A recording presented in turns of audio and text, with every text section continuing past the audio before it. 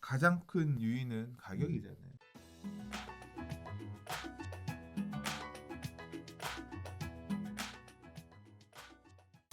자, 두 번째 이야기 넘어가 보도록 할 텐데요. 일단 이 두 번째 이야기, 세 번째 이야기는 좀 제가 구분을 좀 해봤어요. 네. 10억 초과하는 아파트, 음. 그다음 9억 초과하는 아파트 음. 이 사이에 어떠한 온도 차이들이 있는지 네. 이를 가지고 이야기 한번 해보도록 할 텐데, 자, 오늘의 이슈입니다. 15억 넘는 아파트와 9억을 초과하는 아파트, 그리고 이슈 지역에 대한 이야기 해보도록 할 텐데요. 자, 일단 15억 넘보던 강북의 새 아파트 규제에 뒷걸음질 치고 있다. 다시 얘기하면 15억 넘는 아파트에 대한 차별에 대한 시장의 반응에 대한 이야기인데요. 9.13 때부터 상황이 나빠져서 음마 잠시 주공 5단지는 2달 동안 실거래 신고 1건 정도밖에 되지 않았다. 그다음에 엎친 데 덮친 격으로 강남 3구 첫 코로나 바이러스 확진자 소식에 일파만파 퍼져나가고 있다. 자, 그다음에 비강남 핵심지 아파트 15억을 눈앞에 두고 오히려 가격을 치고 올라가지 못하고 내려가고 있다. 대표적인 케이스로 마포하고 기름 뉴타운. 근데 기름 뉴타운이 15억 얘기가 나올 정도가 됐다는 게 어마어마한 것 그렇죠. 같아요. 네, 네. 이거 7억 얘기가 7억이나 해? 뭐 하고 했던 게 몇 년 전인데 맞아요. 12억, 13억이야. 근데 이제 15억 얘기까지 나왔네. 근데 여기 기름 센터피스? 센터피스. 기름 2확장구요. 네, 여기는 위치가 굉장히 좋던데요. 그러니까 기름 뉴타운 안에서는 네. 대장이죠 지금. 그렇죠. 가격 최고 이끌어가는. 네네. 그 여러 가지 조건에 있어서 나쁘지 않은 굉장히 관심이 갈 만한 그런 단지인데, 어쨌든 가격 자체가 15억을 넘으려고 준비하고 있다는 사실도 어떻게 보면 쇼킹하긴 합니다. 또 완판 행렬이던 보류지도 15억을 넘겨서 응찰을 했더니 뭐 유찰됐다라는 얘기인데, 신길 뉴타운의 보람의 SK뷰 보류지에 관련된 이야기가 있었습니다.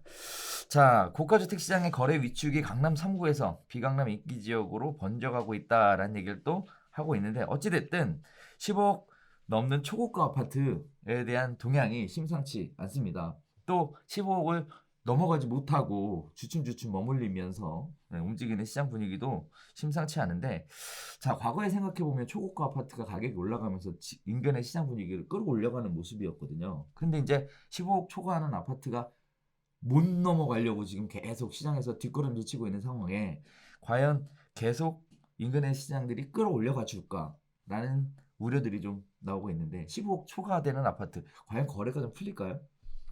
모르죠 뭐. 근데 그러니까. 지금 이게 실수요자들은 대출도 안 나와. 결국 살 수 있는 거는 전세 끼고 매수하는 정도일 텐데, 그것도 지금 15억 넘는 거 살 때는 앞으로는 자금 출처도 아예 그냥 소명자료까지 포함해서 내야 되는 걸로 강화되고, 매수 거래 제한이 굉장히 심각하게 거래에 있어서 허들을 되게 만들어 놓은 상황이라서 수요는 확실히 엄청나게 축소될 수밖에 없을 것 같아요. 그렇죠. 그런 상황에서 그런 것까지도 다 맞춰가면서 사겠다라고 하는 움직임들이 없진 않겠죠. 나오겠죠. 있죠. 결국 네. 그런 그 사람들의 마음을 움직일 수 있을 만한 동기부여는 뭐가 될까요? 그러게요. 우리 지난번에는 왜 그런 얘기를 했었잖아요. 그 뭐죠?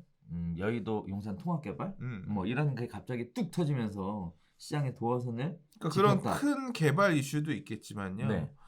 결국은 그러니까 이게 닭이 먼저일지 달걀이 먼저일지는 잘 모르겠어요. 근데 지금 결국 15억 초과 아파트를 누르고 있는데, 한편으로는 그 밑에 시장에서는 9억 이하 시장 또는 15억 이하 시장도 움직임이 있잖아요. 그렇죠. 많이 올라가고 있죠. 네, 지금 뭐 이번 장에서 제일 큰 변수는 항상 사람들이 얘기하는 게 전세가라고 하거든요. 그러니까 전세가가 어떻게 움직여주느냐에 따라서 지금 15억 밑으로 가격들은 계속 눌리고 있단 말이에요. 이런 지금 뭐 강남의 고가 시장은 좀 별개의 문제라고 보고, 지금 비강남 지역의 15억 전후의 아파트들이 대출 규제 또는 이제 수요 억제 때문에 눌린다고 하면 14억 9,900만 원, 실제 거래 사례 보니까 14억 9,500, 14억 9,900 이런 사례들이 있어요. 대출도 받고 살려고 하는 물건들이. 근데 지금 그런 집들이 대충 보면 전세가 7, 8억 선 정도 해요.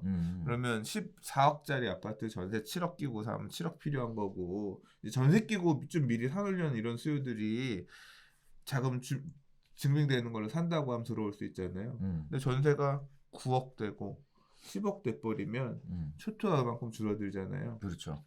밀어 올리는 영향도 있을 수가 있어요. 근데 그 하위에 있는 그 밑에 있는 가격대 아파트들이 또 계속 밀어 올리는 역할을 해주면 그런 시점이 당장은 아니겠지만 그런 영향이 만들어지고 나면 또 가격을 밀어 올리는 그런 영향도 있을 수가 있겠죠.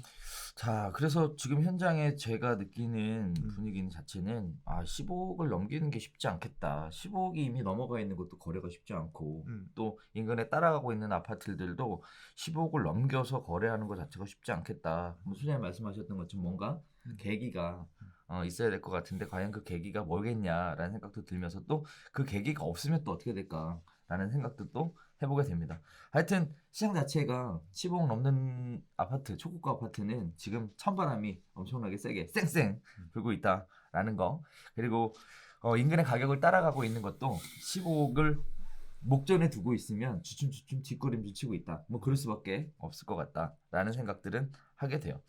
자, 그래서 15억 넘는 아파트가 앞으로 어떤 형태로 나가게 될지는 같이 한번 지켜보셔야 될 것 같습니다.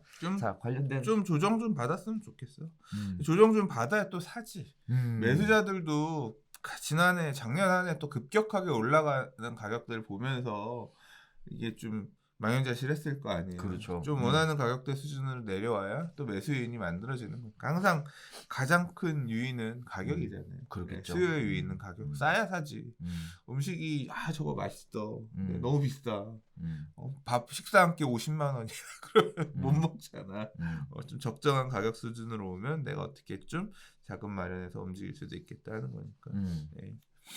급등이 있었으면 조금 조정? 뭐 그런 부분도 어느 정도 매수자들에게는 신규 매수 요인을 만들어내는 되는 데에는 영향이 되지 않나 생각합니다. 네.